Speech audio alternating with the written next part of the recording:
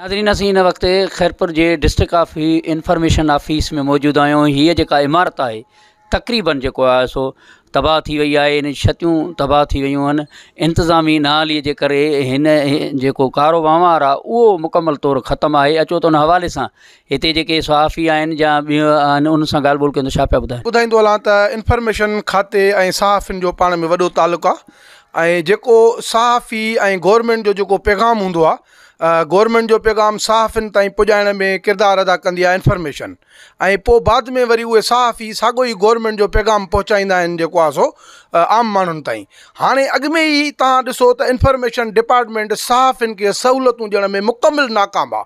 सिर्फ़ु हिकिड़े accreditation card खां सवाइ सहाफ़ियुनि खे का बि हिते असां वटि खैरपुर में सहूलियत न मिलंदी आहे। जेको आहे सिर्फ़ु इहे छा इंफॉर्मेशन ऑफिस छा, पर तव्हां ॾिसो था त पूरी सिंध तबाह थी वई। पर हिन इंफॉर्मेशन ऑफिस जेको आहे सो हीअ त रियासत जे दौर खां बिल्डिंग जेकी आहे ठहियलु हुई ऐं हाणे तबाह थी, फर्नीचर तबाह थी वियो, हर ॻाल्हि तबाह थी वई। ऐं ज़िले जे इंफॉर्मेशन ऑफिस जो कमु जेको आहे सो माना हिन डिस्टर्ब लॻो पियो आहे।